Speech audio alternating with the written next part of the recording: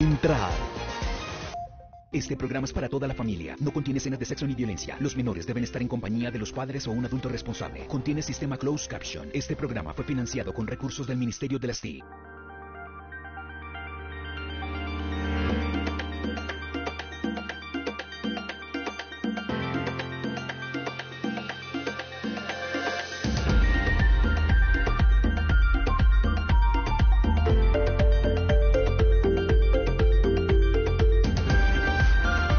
RTVC Noticias, emisión central.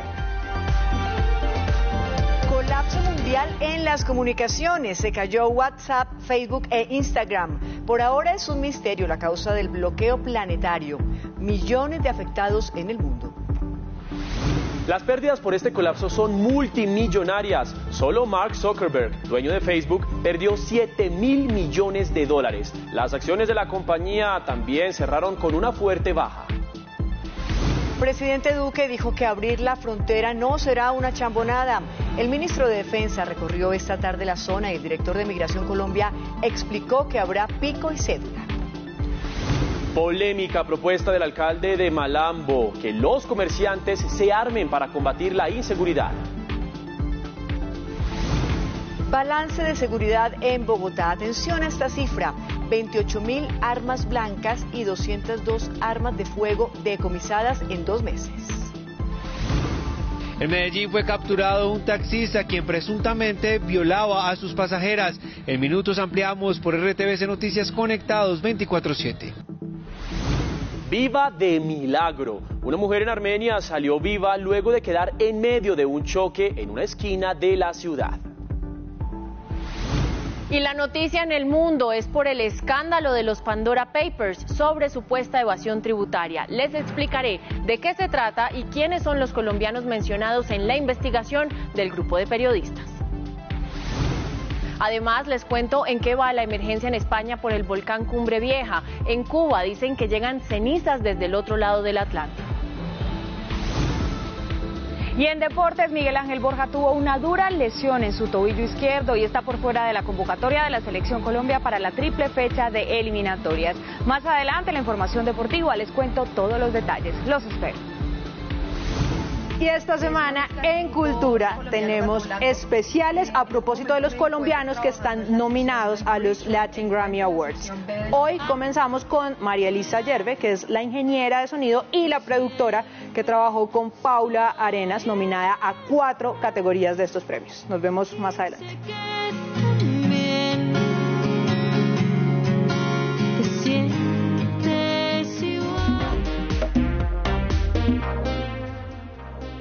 Iniciamos nuestra emisión central con la que definitivamente, Patricia Televidentes, es la noticia del día. La caída masiva de Facebook y sus plataformas Instagram y WhatsApp, que afectó a decenas de millones de usuarios en todo el mundo. Facebook, recordemos, es el eje de este emporio y no ha comunicado todavía la posible causa de la inusual interrupción, que duró más de 6 horas. Una jornada típica para millones de personas en el planeta. Facebook, Instagram y WhatsApp sufrieron una interrupción en su servicio que los dejó desconectados e incomunicados. Aproximadamente a las 10:45 de la mañana, hora colombiana, el sitio Down Detector empezó a registrar cortes de los servicios de estas plataformas digitales en las principales ciudades del mundo. Aunque es inusual que esto ocurra en grandes proporciones y que afecte a las 3 plataformas del gigante tecnológico que dirige Mark Zuckerberg, las aplicaciones se ven obligadas a desconectarse regularmente por problemas técnicos, según expertos en tecnología. Pero estos no duran más de 2 horas. Por eso lo ocurrido hoy es muy atípico y se suma a una tormenta perfecta para Facebook, desatada por las filtraciones que hizo Frances Haugen, una experta en datos de 37 años, que fue gestora de productos en el equipo de integridad cívica de la compañía y ventiló documentos confidenciales al diario The Wall Street Journal, que evidencian que los productos de Facebook alimentan el odio y dañan la salud mental de los niños. Nick Clegg, vicepresidente de Facebook en materia política y asuntos mundiales, rechazó vehementemente que las plataformas de la empresa sean tóxicas para los menores de edad. La compañía alegó además que la filtración es engañosa y corresponde a una interpretación sesgada de los datos. Y es que cuando hablamos de estas 3 redes sociales que colapsaron el día de hoy, nos referimos en realidad a un canal de comunicación y, por supuesto, a un negocio del mundo entero. Patricia, para dimensionar, hablemos con números. Hablemos de números. Vamos primero a ver realmente en números lo que significó este momento. Facebook, para que ustedes entiendan, tiene exactamente alrededor de 2.800 millones de usuarios en todo el planeta. WhatsApp se acerca a los 2.000 millones de usuarios y la aplicación Instagram tiene 1.220 millones de usuarios en todo el mundo. Ahora, veamos esto en pérdidas, ¿qué significa? Mark Zuckerberg, el dueño, perdió alrededor de 7.000 millones de dólares solamente hoy, 7.000 millones de dólares solamente hoy. Las pérdidas globales son más o menos de 160 millones de dólares. Hay que decir también que las acciones de la compañía nos van a cerrar con una fuerte baja, exactamente del 4.89% en la bolsa bursátil. Quedarse sin chat y redes sociales como Facebook e Instagram deja a madres e hijos incomunicados. No he podido hablar con mis hijos hoy. No, porque ellos solamente se comunican por WhatsApp conmigo. Pero también a muchos sin sustento, porque algunos tienen a través de los chats y las redes fotos de su negocio virtual. En consecuencia, hoy fue un día de pérdidas. ¿Cuánto calculas que puedes haber perdido en ventas por la caída de estas redes sociales? Por ahí de vueltas 300.000 pesos, 400.000 pesos. Le pasó al chef y al vendedor de repuestos. Yo vendo como las corazas de llantas, accesorios para ciclas. Y gracias a eso pues no he podido responder mensajes ni nada de eso tampoco.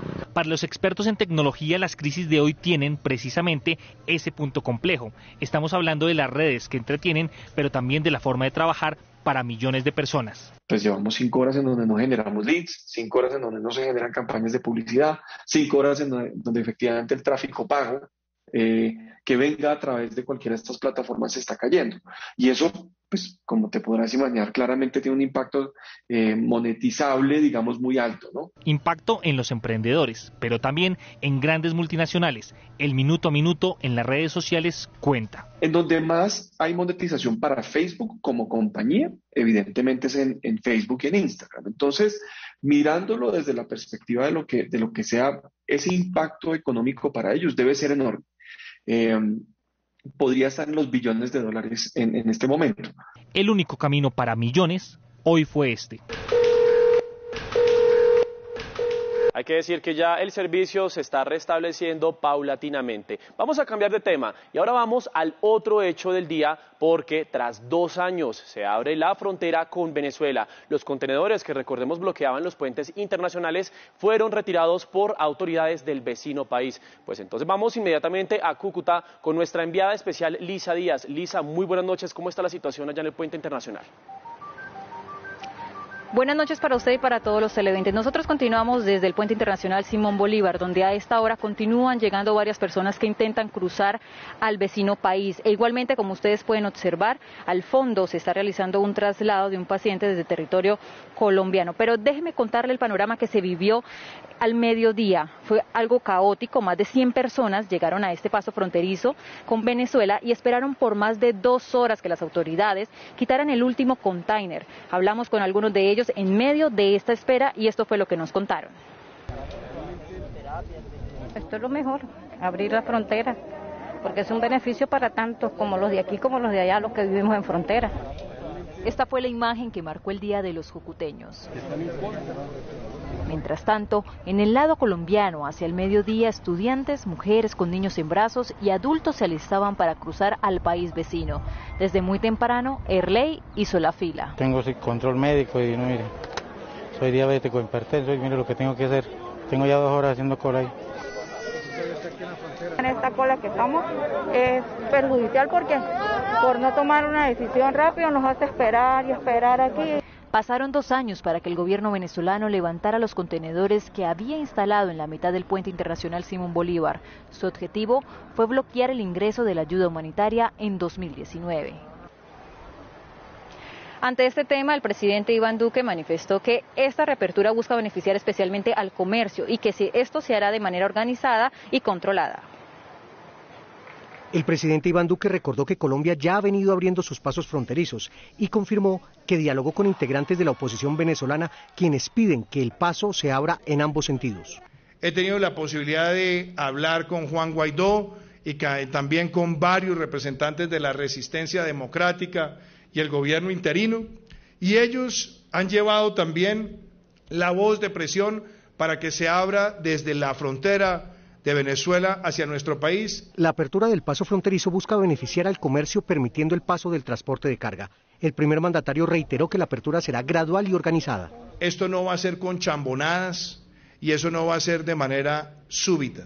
Ya le he dado una instrucción a la DIAN, a Migración Colombia y a la Fuerza Pública de tener todo dispuesto para empezar ese proceso gradual, que empiece lo más pronto posible, pero que empiece garantizando ante todo la seguridad y la bioseguridad del pueblo colombiano.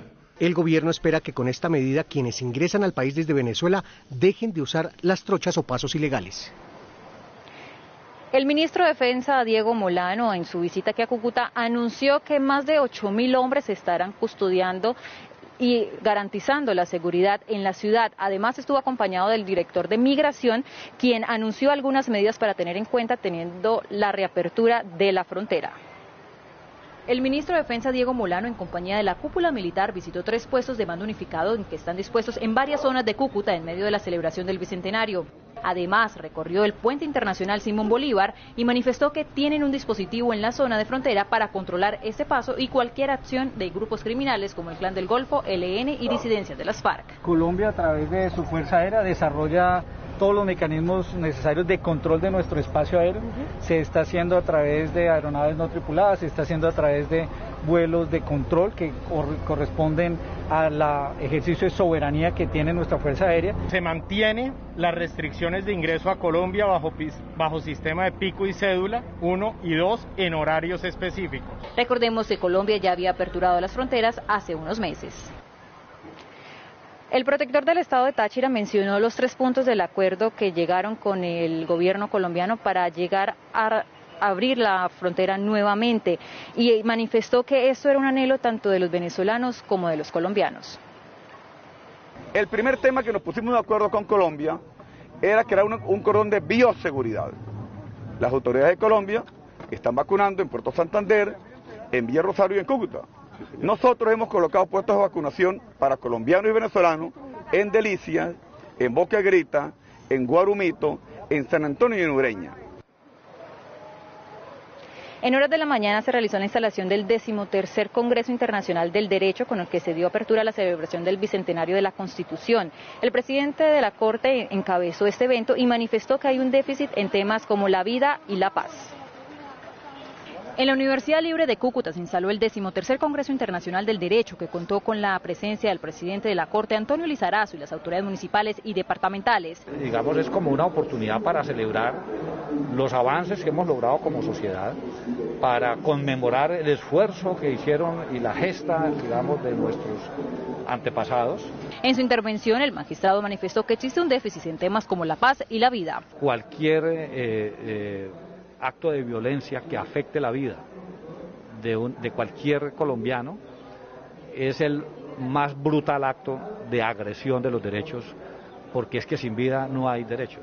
Ante la celebración del Bicentenario que se realizará esta semana en Cúcuta, las autoridades decretaron varias medidas. Desde la Alcaldía de Cúcuta se han tomado medidas como la indicación del día jueves, día cívico, precisamente para garantizar que haya una normalidad en todas las actividades. Patricia, esa es toda la información que se registra desde Cúcuta. Nosotros seguiremos pendientes de lo que las autoridades de salud están realizando en estos momentos, que es el traslado de un paciente del territorio colombiano al venezolano. Lisa Díaz Rincón, RTVC Noticias, conectados 24/7. Gracias, Lisa. Y les contamos también de la polémica en Atlántico. El alcalde de Malambo propuso que los comerciantes se armaran para combatir la inseguridad en el municipio. José David Oquendo, periodista de la Radio Nacional de Colombia, nos amplía la información. En el Atlántico el debate lo había puesto sobre la mesa el concejal barranquillero Juan Camilo Fuentes y más recientemente el alcalde del municipio de Malambo, Ruménige Monsalve. El director seccional de UNDECO, Orlando Jiménez, dijo que esta propuesta es viable, pero la limitó a la cantidad de personas que demuestren que cuentan con salvoconducto desde hace varios años. Estaríamos de acuerdo en que se les permita a esas personas que ya tienen salvoconducto hace 10, 20, 30 o 40 años, que se les permita volverlas a aportar por un tiempo, 2, 3 años. Estas declaraciones se dan en momentos en que en todo el Atlántico se viene desplegando una ofensiva militar contra varias personas que estarían detrás de organizaciones delictivas que estarían extorsionando a gremios de la economía como el de los transportadores de buses urbanos y también el de los tenderos y demás comerciantes. Y autoridades en Bogotá entregaron un balance sobre operativos y seguridad. Desde el 12 de agosto, momento en el que comenzó la intervención especial de la policía, ya han sido incautadas 28.000 armas blancas, 541 armas traumáticas y 202 armas de fuego en la capital. Aumentaron las cifras de inseguridad en Bogotá en comparación con el mes de agosto de este año y el del 2019. El homicidio subió en un 15%, el hurto de motocicletas en un 12% y el hurto de bicicletas en un 25%. Sin embargo, las autoridades aseguran que este año se está presentando cambios favorables en las calles. Se está viendo una disminución en los sectores donde tenemos algunas fortalezas institucionales, por una parte para el hurto, en ciertas localidades de la ciudad, pero en las otras en el tema de homicidio. Con la intervención de los 1.500 policías han sido realizadas 4.066 capturas, 56.500 comparendos por el Código de Policía de Convivencia y 220 vehículos han sido recuperados. Durante el fin de semana se nos presentan entre sábado y domingo un total de 6 homicidios, incluyendo uno rayando la medianoche del día de hoy. Y se logra de estos en 3 casos logramos la captura de los delincuentes. Las localidades que tuvieron mayor controles de policía fueron Mártires, Kennedy, Bosa, Ciudad Bolívar y Usaquén. El hacinamiento en estaciones de policía de Bogotá supera el 150%.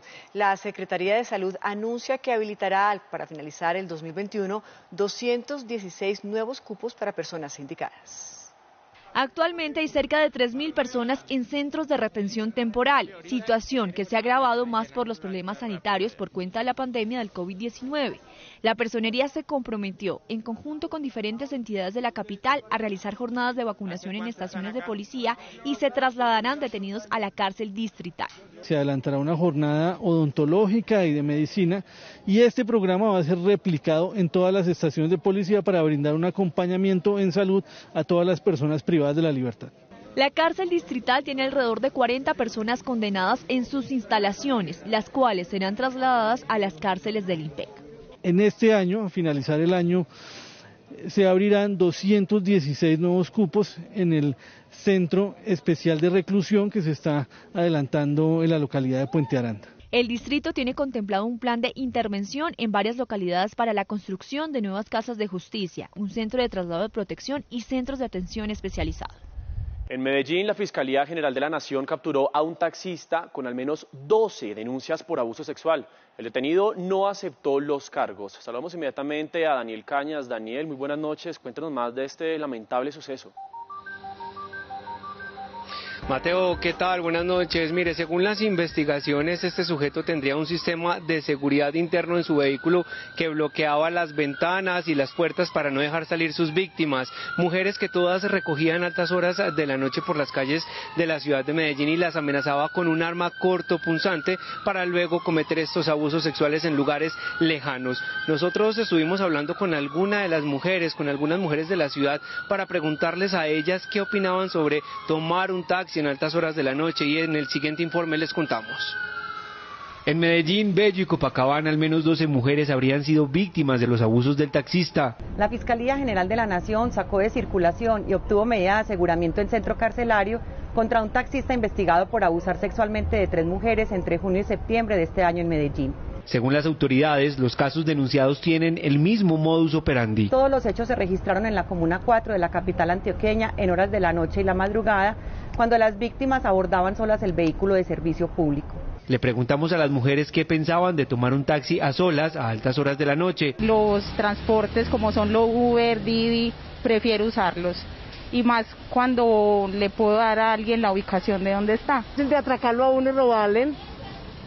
hasta el mismo taxista se puede decir. El caso denunciado deja en evidencia el temor de las mujeres. En una de las oportunidades, el presunto depredador sexual accedió a la víctima y la despojó de sus pertenencias. Con videos de cámara de seguridad, las autoridades lograron dar con el paradero del presunto violador.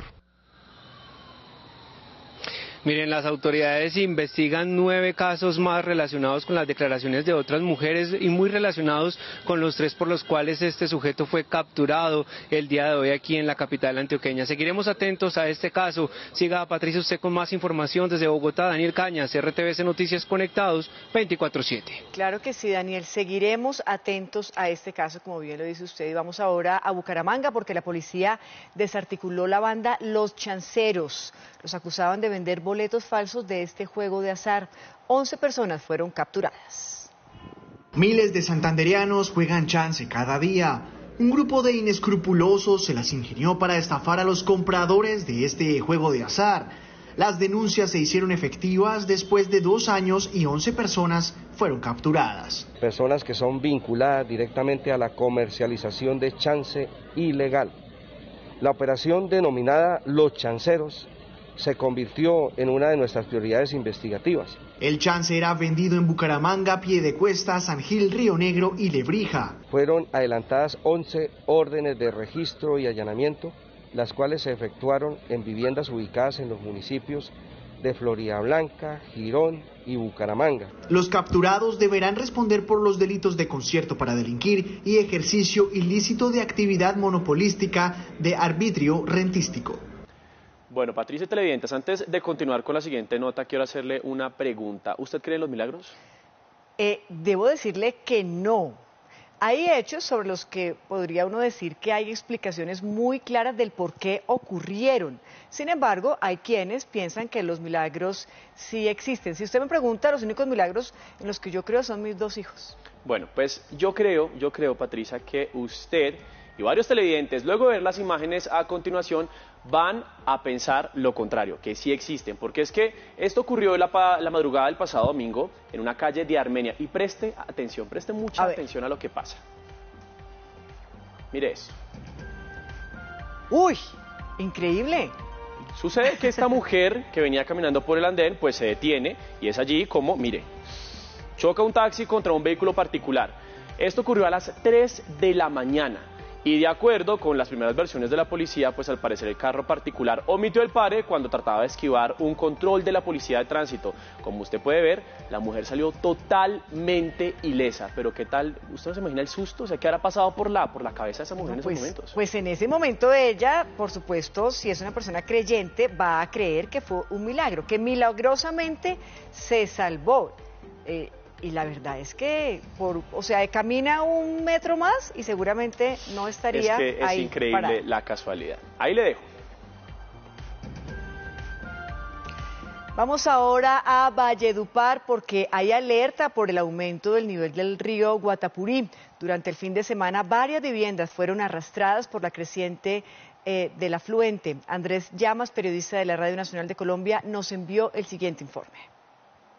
El secretario de Gobierno Municipal, Luis Galvis, explicó que luego de la creciente súbita del fin de semana, que derribó casas de cartón y de barro, gestión del riesgo y los organismos de socorro permanecen en alerta en la zona, pues es considerada de alto riesgo y allí habitan principalmente familias venezolanas. Ello conllevó a que se afectaran con la creciente cambuches de personas que los habían construido allí, migrantes venezolanos en su totalidad, y que afortunadamente ello no generó daños a personas y mucho menos pérdidas humanas. No es la primera vez que el río Guatapurí genera emergencias debido a que esta zona de alto riesgo está habitada por familias vulnerables de la región y también del vecino país de Venezuela, en una zona considerada de alto riesgo.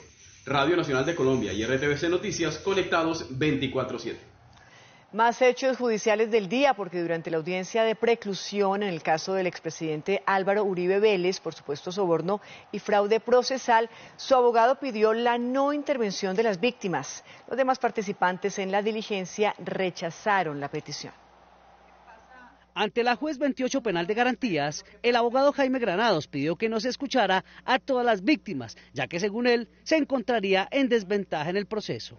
La defensa solicitó de manera principal que se limite a una sola la intervención de las víctimas sobre el entendido que solo hay una defensa. La solicitud fue rechazada por la Fiscalía y la Procuraduría, al considerar que se vulneraron los derechos de las víctimas. Esa primera posición, esa primera solicitud de la defensa, en el sentido de que se limite el número de víctimas al número de defensores, pues en aplicación del principio de igualdad de armas, no es aplicable para este caso. La Fiscalía se aparta de la primera solicitud hecha por el doctor Jaime Granados, por la defensa, en cuanto a limitar la participación de víctimas, el número de participación de víctimas. Según el abogado de Iván Cepeda, esta es una manera de callar a las víctimas. Testigos que faltan a la verdad y que han recibido ofrecimientos. Y a veces no solamente los ofrecimientos, sino el otorgamiento, como ya lo hemos mencionado aquí, en caso de otorgamiento de beneficios jurídicos, en caso de otorgamiento de dineros. Villalba le solicitó al despacho un plazo de 7 días para sustentar su petición de rechazar la preclusión del caso contra el expresidente, argumentando que fue el mismo tiempo que se le dio a la Fiscalía General. Hablamos ahora de la pandemia y revisamos en nuestra pantalla cómo se encuentran actualmente las cifras de COVID en Colombia. Pues les contamos que hoy se reportan 1.189 casos nuevos por COVID-19. Hay que decir que Antioquia es el departamento de mayor registro con 363 casos. Vamos ahora a mirar el número de personas fallecidas en las últimas horas. 24 personas lamentablemente perdieron la vida por cuenta del virus. Y el total de casos activos para hoy es de 14.883. Ahora vamos a revisar las cifras, pero en torno a la vacunación. En Colombia ya han sido aplicadas 41.238.674 dosis contra el COVID-19. Y por otra parte, también hay que resaltar que 17.296.713 personas ya tienen su esquema completo de inmunización. Un dato adicional, ya han sido suministradas 1.226 terceras dosis. Vamos a ver el panorama de la vacunación en todo el país.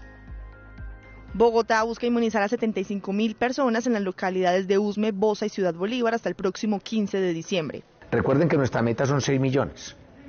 Personas con una sola dosis, pues también tenemos que tratar de completarles su esquema de vacunación. En Cali, la estrategia de vacunación es puerta a puerta para ampliar la cobertura de población inmunizada. Salen los equipos vacunadores visitando casa a casa buscando estos dos grupos poblacionales, niños menores de 10 años y niños mayores de 12 años para vacunación COVID. En Santa Marta habilitan un nuevo punto de vacunación en el mercado público. La invitación es a comerciantes, trabajadores, mototaxistas, taxistas, clientes y personas que frecuentan el lugar para que se acerquen a recibir la dosis. Vamos a hacer aplicación mayores de 18 años, aplicación de biológico Janssen. Sincelejo vuelve a la vacunación nocturna. Durante hoy y mañana las personas se pueden acercar a la Plaza Cultural Majagual y al Parque Santander para aplicarse la dosis.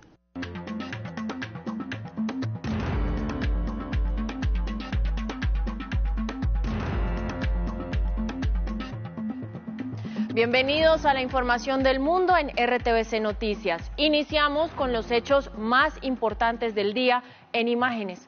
La primera, siguen las reacciones por los Pandora Papers, una investigación periodística internacional que revela la supuesta evasión tributaria de gobernantes de todo el mundo. Nuestra segunda imagen, el volcán Cumbre Vieja en Canarias sigue en actividad tras 15 días y la isla está creciendo debido a la lava que se solidifica en las costas de la isla de La Palma. Y la tercera, en Estados Unidos hay preocupación porque el presidente Joe Biden dijo que no garantiza que pueda evitarse una crisis económica. Iniciamos. Escándalo mundial por los Pandora Papers. Es una investigación periodística internacional que revela casos de supuesta ocultación de activos en paraísos fiscales de varios gobernantes, exgobernantes y funcionarios públicos de todo el mundo. Los Pandora Papers, la gran investigación del Consorcio Internacional de Periodistas de Investigación ICIJ por sus siglas en inglés, causa revuelo en el mundo. 600 periodistas de varios países participaron en esta investigación de largo aliento que está basada en la filtración de casi 12 millones de documentos de 14 empresas de servicios financieros de todo el mundo. 14 líderes mundiales en activo escondieron fortunas de miles de millones de dólares para no pagar impuestos, entre ellos el presidente ecuatoriano Guillermo Lasso, el de República Dominicana Luis Abinader y el de Chile Sebastián Piñera. Ni mi familia ni yo tenemos sociedades de inversión constituidas en el extranjero. Otros 21 líderes que ya han dejado el poder también figuran en la lista, entre ellos los expresidentes colombianos César Gaviria y Andrés Pastrana. En total, el Consorcio Internacional de Periodistas, que había revelado los famosos Panama Papers hace 5 años, estableció vínculos entre activos offshore y 336 altos ejecutivos y políticos, que crearon cerca de 1.000 empresas, más de 2/3 de las cuales se encuentran en las Islas Vírgenes Británicas. En la mayoría de los países estos hechos no son ilegales y varios han salido a defenderse con este argumento. Además de Gaviria, en los Pandora Papers figuran varios funcionarios del actual gobierno colombiano, como la vicepresidenta Marta Lucía Ramírez, la ministra de Transporte Ángela María Orozco, el director de la DIAN, Lisandro Junco, los industriales Luis Carlos Sarmiento Angulo y Alejandro Santo Domingo, el exalcalde Enrique Peñalosa y la cantante Shakira. 588 nombres de personas naturales y jurídicas de procedencia colombiana aparecen en la lista de los Pandora Papers. Hay expresidentes y funcionarios del actual gobierno. A través de un comunicado, la vicepresidenta Ramírez explicó que la compañía en el exterior y su inversión en la sociedad comisionista de bolsa fueron declaradas conforme a la ley. Fueron declaradas ante el Banco de la República y la DIAN, conforme a la ley. Asimismo, es importante dejar claro que dicha compañía fue vendida en el año 2012. Por su parte, la ministra de Transporte aseguró que esta fue una operación supervisada y autorizada por la Superintendencia Financiera y que esta inversión la registró desde el primer momento en el Banco de la República y en la declaración de renta. Finalmente, y como resultado de su divorcio en 2011, esa participación fue cedida a su exesposo en el año 2012. Lisandro Junco Ribeira, director de la DIAN, dijo que sus recursos en el exterior son legales y están declarados. Califican que Estados Unidos es un paraíso fiscal, algo que se cae de su propio peso porque esta sociedad que con mi esposa constituimos tiene el registro tributario ante el IRS constituido en la ciudad de Miami, estado de la Florida. El expresidente Andrés Pastrana envió un mensaje en Twitter. Transparente y dentro de la ley, una cuenta de mi familia registrada y declarada legalmente en el Banco de la República y la DIAN como expresidente está sujeta a permanente escrutinio de múltiples jurisdicciones desde hace muchos años. El equipo de asesores legales y tributarios de Shakira aseguran que las 3 empresas registradas en las Islas Vírgenes Británicas y vinculadas al artista son totalmente transparentes y desmiente rotundamente que fueran constituidas en el 2019. Al respecto, el presidente Iván Duque se pronunció y recordó que todas las personas que tengan cuentas o bienes en el exterior deben declararlos en Colombia o pagar las multas a las que haya lugar.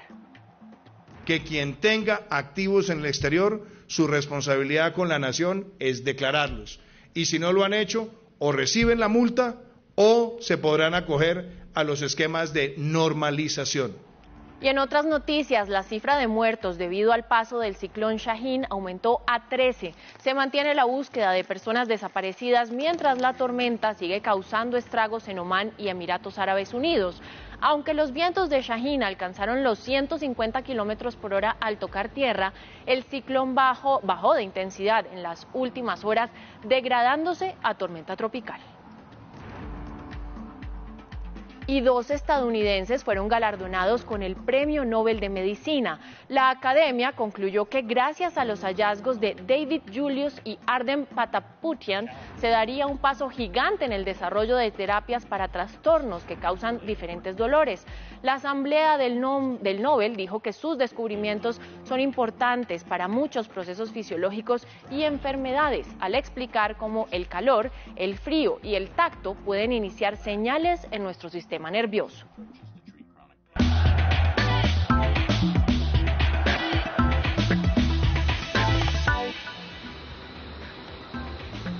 Muy buenas noches, bienvenidos a la información deportiva. Los saludo desde la ciudad de Medellín. Una mala noticia hoy para la selección Colombia de cara a esta triple fecha de eliminatorias. La lesión de Miguel Ángel Borja, pues así lo dio a conocer su equipo, el Gremio de Brasil. El jugador se perdería pues los compromisos de la selección y también estaría ausente durante 4 semanas aproximadamente, que sería su recuperación. Por lo pronto, el equipo de Reinaldo Rueda está pensando en el primer rival, la selección uruguaya, a la que no le gana allá hace 47 años. Se confirmó la peor noticia. Miguel Borja sufrió una ruptura parcial del ligamento anterior del tobillo izquierdo y estará fuera 4 semanas.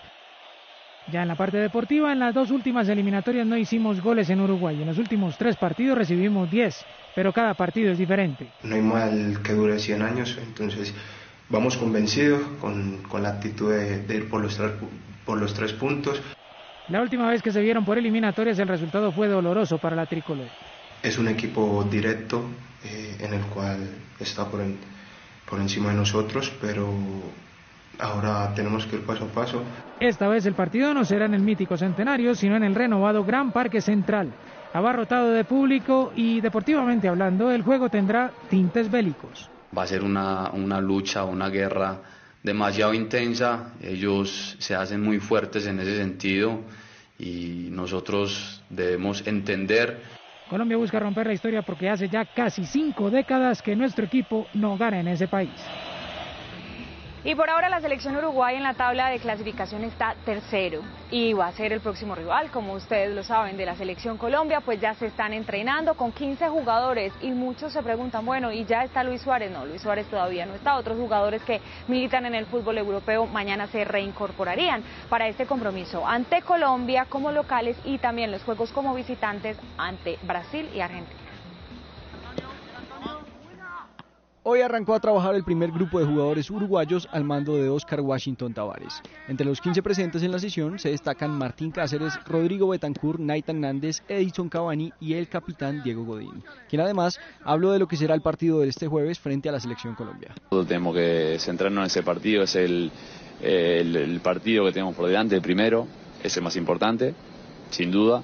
Para el técnico Tavares, la selección Colombia, la que goleó en Barranquilla el año pasado, no es un punto de referencia con el equipo actual. El partido de Barranquilla, que fue en la primera rueda de la eliminatoria, ya pasó a la historia, porque inclusive no se puede relacionar totalmente con esta Colombia, ¿no? Porque hay otro cuerpo técnico. Mañana se unirán al grupo figuras uruguayas como Fernando Muslera, José María Jiménez, Luis Suárez y Federico Valverde, provenientes de Europa.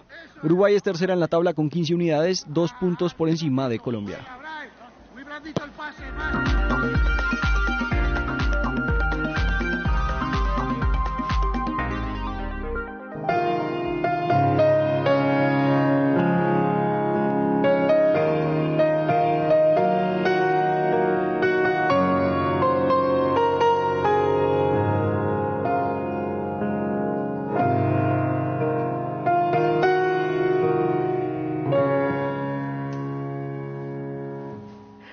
Y para todos los que todavía no tienen eso en el radar, es A tu lado de la cantante y compositora colombiana Paula Arenas, que tiene 4 nominaciones a los Latin Grammy Awards. Y como la música no es una cosa que se hace solo, sino que se hace en equipo, pues hoy tenemos con nosotros a la ingeniera y la productora de este disco, que se llama Mis Amores, y que pues además de esas 4 nominaciones tiene una que carga muy a su nombre, que es la de mejor grabación del año. Está con nosotros María Elisa Yerbe. María Elisa, bienvenida a RTVC Noticias. Mi queridísima Laura, muchísimas gracias por tenerme acá. Yo leí en un tuit suyo que este disco había salido más o menos así. Paula la llamó un día y le dijo, oiga, es que se me ocurrió un demo, porque no viene y lo grabamos. ¿Fue así o no fue así? Literalmente fue así.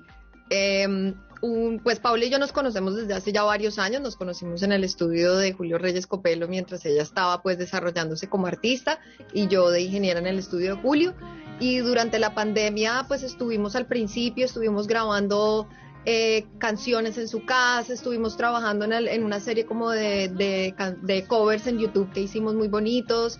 Y en una de esas Paula me dice, oye, ya que tenemos todo listo para grabar en casa, esto completamente en pandemia, ¿por qué no te vienes a mi casa y trabajamos en unos demos para una canción que escribí? Y cuando terminamos la escuchamos y fue como, wow, esto no es un demo, esto es una canción de verdad. Yo sé que usted celebra absolutamente todas las 4 nominaciones, pero hay una en especial que si yo fuera usted estaría como volando, y es la de mejor grabación del año. Sí, exactamente, grabación del año, que justamente premia la ingeniería de sonido y la producción detrás de la canción, y pues ese sí es como...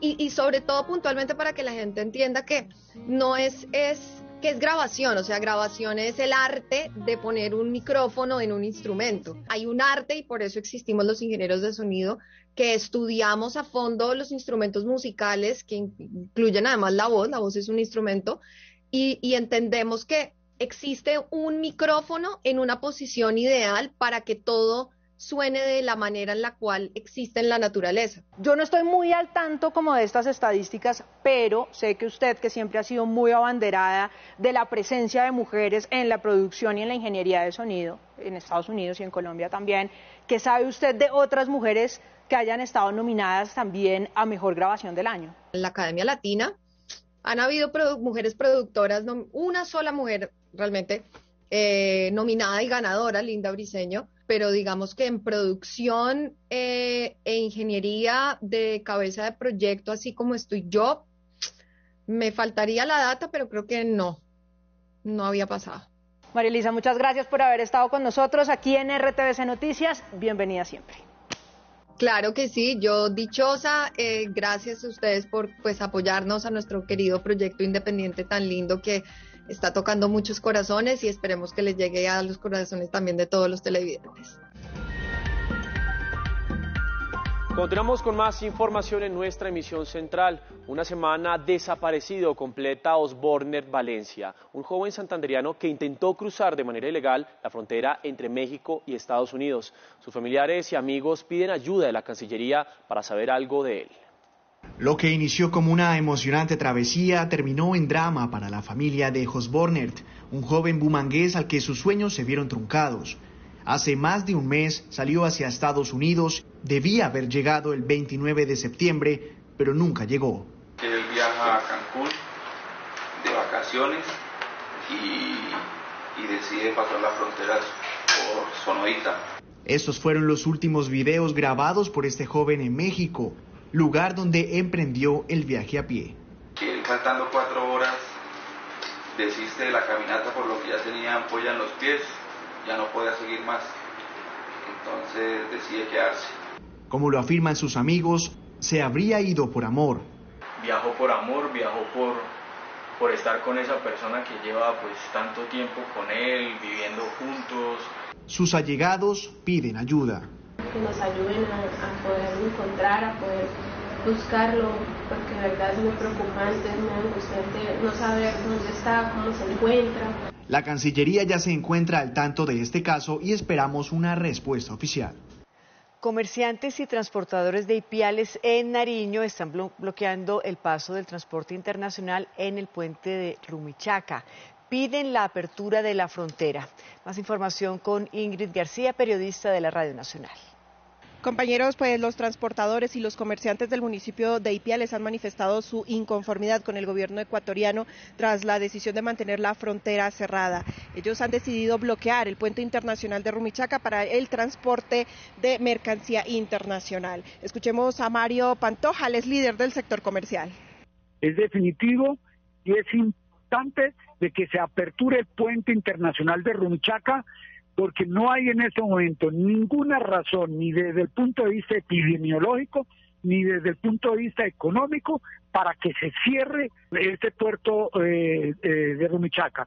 Los comerciantes y transportadores han anunciado que mantendrán de manera indefinida el bloqueo en el puente internacional de Rumichaca hasta tanto ambos gobiernos, tanto el ecuatoriano como el colombiano, tomen medidas frente a la apertura de la frontera, sobre todo en época de fin de año, cuando se debe evidenciar una verdadera reactivación económica. RTVC Noticias y Radio Nacional de Colombia, conectados 24/7. A pocos meses de las elecciones al Congreso de la República se han registrado 57 hechos violentos relacionados con temas electorales, según lo reveló la Fundación Paz y Reconciliación, institución que llamó a la protección de quienes han sido objeto de amenazas.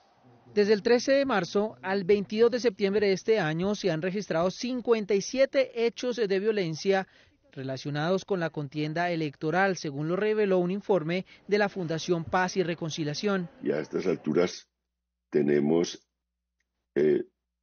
74 víctimas de 57 hechos de violencia en 21 departamentos. 10 víctimas de las 74 han fallecido ante la gravedad de los ataques o hechos violentos. Ya no es una violencia asociada al conflicto, a las guerrillas, a lo que veníamos sintiendo durante muchos años. Es una violencia difusa en la que no hay actores muy claros. El 51% de los hechos han ocurrido en Norte de Santander, Valle del Cauca, Antioquia, Magdalena, Bogotá y Atlántico. Por su parte, el Ministerio del Interior lideró la instalación de la Mesa Nacional de Garantías Electorales para verificar esta situación y las condiciones de las víctimas de las amenazas y ofrecer esquemas de protección a través de la UNP.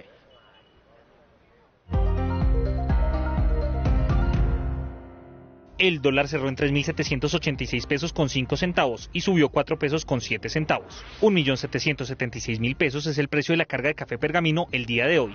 10.000 pesos es la denominación de la moneda del Bicentenario de la Independencia de Colombia lanzada por el Banco de la República. 1,30% subió el índice de precios del productor de Colombia según el DANE.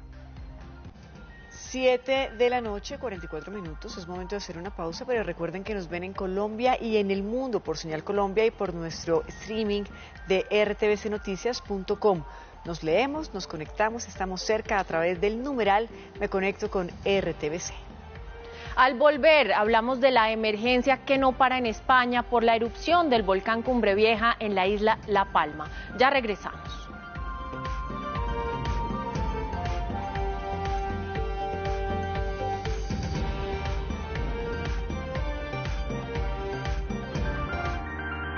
Ya regresamos con más información en RTBC Noticias. Oye, pero ¿qué puede ser más importante que nuestro matrimonio, Yepe? Mi mujer, Agüe, mi mujer. Bernardo quiere sacarle partido a su luna de miel. Y yo sabía que ibas a venir por mí. Es que la abuela se nos perdió y no sabemos dónde está. Sí, papi. Lo que no se espera es la goleada que le van a meter. Yo sé que no es la luna de miel que tú esperabas, pero ya... Sí fue gol de Yepes. Estreno. Lunes 4 de octubre a las 8 de la noche.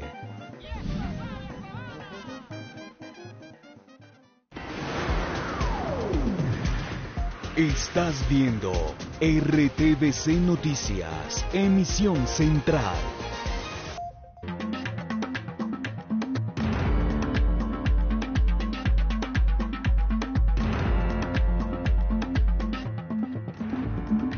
Y regresamos con información internacional. Le hacemos seguimiento a la crisis en España por la erupción del volcán Cumbre Vieja, donde el flujo de lava no se detiene. Según confirmó el gobierno cubano, hasta la isla llegaron las cenizas y el polvo procedentes de ese punto de Europa. Según el Instituto Volcanológico de Canarias, la actividad cambia constantemente. El registro más reciente habla de la caída del cono volcánico y del incremento de la salida de lava. Van más de 1.000 edificaciones devastadas y la destrucción de tierras alcanza las 750 hectáreas. Según los cálculos, el volcán ha expulsado más de 80 millones de metros cúbicos de magma en sus más de 15 días de erupción. La isla aumentó casi 30 kilómetros su área debido a la lava que se acumula al enfriarse en las costas.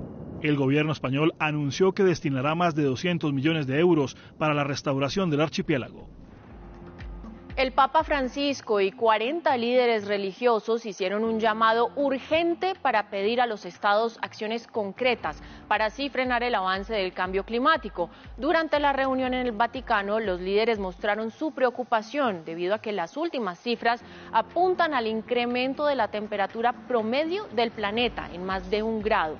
La Conferencia de las Naciones Unidas sobre el Cambio Climático se realizará este año del 31 de octubre al 12 de noviembre en Glasgow.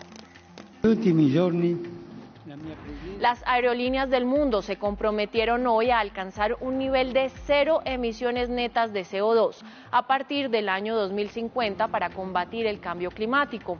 El anuncio fue hecho por la Asociación Internacional de Transporte Aéreo. El sector de la aviación produce el 3% de los gases de efecto invernadero en el planeta y cuenta con nuevos combustibles renovables para alcanzar la meta de 0 emisiones.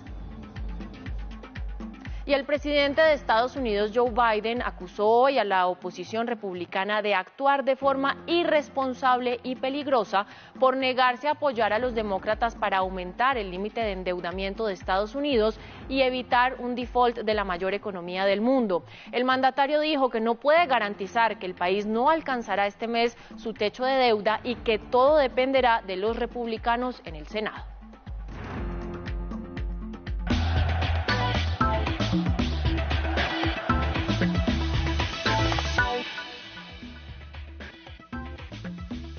Y seguimos con más información deportiva. La selección de Brasil, que también será rival de nuestra selección Colombia en esta triple fecha de eliminatorias, está concentrada en nuestro país, más precisamente en la ciudad de Bogotá. Pues allí estará la selección, que es puntera, hasta el próximo miércoles, cuando ya se va a desplazar a Caracas para enfrentar a Venezuela. La razón por la cual Brasil trabaja en Bogotá es porque es el lugar más central de las 3 ciudades donde debe jugar en la triple fecha eliminatoria. Hasta Caracas hay 2 horas. Desde la capital venezolana hasta Barranquilla hay 1 hora de vuelo. Y desde Barranquilla hasta Manaus hay 2 horas 30 minutos de vuelo. Los jugadores quedaron complacidos por no tener que volar tanto. É sempre pouco desgastante em questão de viagem e tudo mais. Obviamente los viajes siempre son un poco desgastantes, pero eso hace parte del juego de las eliminatorias. Y tengan la certeza que todos los jugadores estamos habituados a este tipo de cosas. Más allá que ganando en Venezuela, el equipo asegure la presencia en el Mundial, los grandes siempre respetan a todos. Venezuela, independiente de donde esté Venezuela en la tabla, es una selección que siempre jugó duro. Es una selección que siempre jugó duro. Respetamos a aquel que esté último o primero de la clasificación. Nuestro pensamiento es de siempre dar nuestro máximo. Que está en la punta de la tabla, acho que el respeto es igual.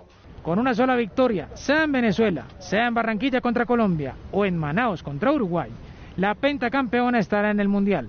Por ahora hay que ir en la ruta kilómetro a kilómetro. Y en otras noticias, James Rodríguez hoy habló y dijo que está feliz en Qatar y que está muy emocionado de comenzar este nuevo proyecto con el Al Rayyan. Pues bueno, el jugador colombiano declaró justamente en la web oficial de la Liga Qatarí que, abro comillas, el campeonato de la Liga es fuerte y creo que todos están en una muy buena forma por lo que he visto hasta ahora. También, que abre comillas, la próxima Copa del Mundo será la más sorprendente de todas. James asistió al juego en el que su equipo le ganó 1-0 al Al-Ahly y mostró avances en su recuperación física y futbolística para ser tenido en cuenta por el entrenador Laurent Blanc. Hasta aquí la información deportiva, nos encontramos mañana. Continuamos con más noticias. Les contamos ahora que el 21% de las pequeñas y medianas empresas de Bogotá y de Cundinamarca no cuentan con recursos para el pago de arriendos y el 20% no cuenta con flujo de caja suficiente para pagar la nómina. Esto según una encuesta realizada por la agremiación ACOPI. Piden al Gobierno Nacional acelerar el programa del subsidio al empleo joven y también girar nuevos recursos de subsidio de nómina. Una encuesta de ACOPI y de la Secretaría de Desarrollo Económico evidencia que el panorama de 1.276 empresas de Bogotá y Cundinamarca aún es difícil. Mire, la reactivación económica ha sido un proceso incipiente, un proceso muy lento para nuestro grupo, nuestro segmento empresarial, que son las más pequeñas. La encuesta revela que no hay suficiente músculo financiero en las más de 1.200 empresas encuestadas. El 31% aseguró que con su actual flujo de caja no tiene cómo pagar impuestos como el ICA. El 21% indicó no tener cómo pagar arriendos, el 20% dijo no tener para pagar nómina y el 15% aseguró que no tiene para pagar servicios públicos. Las empresas piden al Gobierno Nacional acelerar la entrega de subsidios al empleo joven. No tenemos todavía los primeros resultados porque es un programa que hasta el mes de agosto empezó a entrar en vigencia. El Ministerio del Trabajo, por su parte, asegura que ya son 77.000 los jóvenes contratados en el país con subsidios y en Cartagena se firmó otro acuerdo para lograr nuevos beneficios al empleo. Estudios de brechas, todo lo que tiene que ver con cualificación y formas de cómo se definen los puestos de trabajo. Se espera impactar 700 empresas con este nuevo beneficio. Y atentos porque tenemos oportunidades de trabajo para desarrolladores de software en el territorio nacional. Son 100 vacantes disponibles. En oportunidades de trabajo para desarrolladores de software en todo el territorio nacional, vaya a la página https://tool.com.co. Allí debe desplazarse a la parte inferior de la plataforma y dar clic en la sección Trabaje con nosotros, en donde encontrará todas las generalidades y requisitos para aplicar, como ser profesional en ingeniería de sistemas o áreas afines, tener experiencia laboral como desarrollador y contar con disposición para trabajar desde casa. Y pilas, porque son 100 vacantes las que se están ofreciendo para trabajar en Tool, una empresa colombiana que desarrolla programas en el sector de la construcción para ferreteros. Recuerde que la convocatoria va hasta cumplirse el número de hojas de vida requeridas para la vacante. Y muy importante, si quiere seguir informado 24/7, nos encuentra en todas nuestras redes sociales como RTBC Noticias.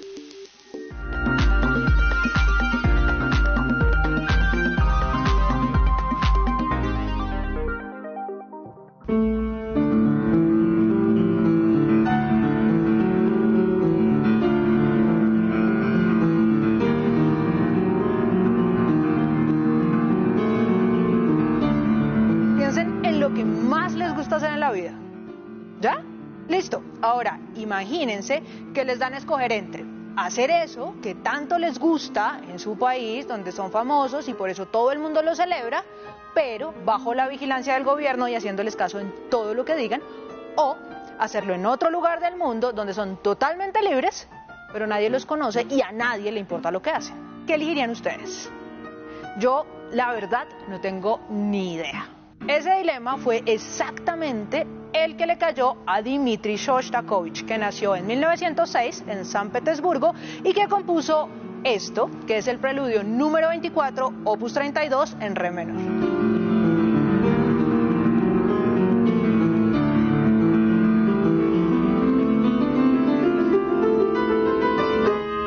Volvamos un poquito a la clase de historia del colegio. Antes de la Revolución Rusa, que fue en 1917, los rusos vivían en un sistema autocrático, es decir, en el que el poder de todo lo tenía una sola persona, que era el zar Nicolás II. Los revolucionarios defendían un sistema comunista, o sea, un gobierno en el que todo pertenece al Estado y se administra de forma colectiva. No existen las clases sociales, no existe la propiedad privada y todo es de todos. No suena mal, pero como siempre hay formas de hacer las cosas. Después de que se murió Lenin, el líder, subió Joseph Stalin, que era un comunista radical y dictador, como ya se imaginarán, y fue el responsable de una serie de purgas en el ejército en las que murió una buena cantidad de gente, de varios genocidios como el de Ucrania y de una política económica que al principio básicamente quebró a la Unión Soviética. Y para completar, comenzó a perseguir a todos los que estaban en contra de su régimen. Se inventó unos campos de concentración, que luego se llamaron Gulag, en los que encerraba a todos los que él creía que atentaban contra su dictadura.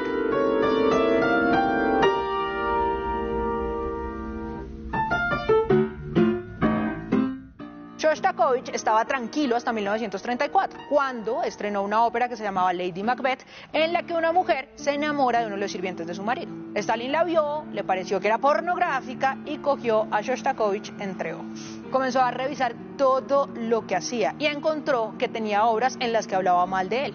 Así que lo declaró enemigo del pueblo. Para que no lo encerraran en ese campo de concentración ni lo mataran, al pobre Dmitri no le quedó más que inscribirse en el Partido Comunista y hacer solo la música que Stalin quería. Es que piensen por un momento, si uno no era de los compositores que le gustaban a Stalin, no podía hacer música porque este señor dictador controlaba hasta el papel en el que uno escribía. Pero como Shostakovich era un tipo brillante, se las ingenió para hacer música que fuera aprobada por Stalin, pero que tuviera sus rebeldías escondidas. Si el texto hablaba bien de Stalin, la música tenía guiños a las músicas tradicionales judías. Y Stalin, como no tenía mucha idea de música, pues no se daba cuenta. Es que el tipo era libra. Y no es que yo quiera evangelizarlos con mi fe astrológica, pero sabía balancear las cosas. Por ejemplo, le daba gusto a Stalin, pero se inventaba cómo ser fiel a sus principios. O era un cuadriculado apegado a la norma que se mandaba cartas a sí mismo para comprobar que el correo no se estaba retrasando y al mismo tiempo era árbitro certificado y pitaba partidos de fútbol y de voleibol. Aunque eso último es como raro, porque el tipo era más cegato que yo y veía muy poquito de lejos. Yo soy Laura Galindo M y esto es un cuento para contar de Señal Clásica y RTBC Noticias.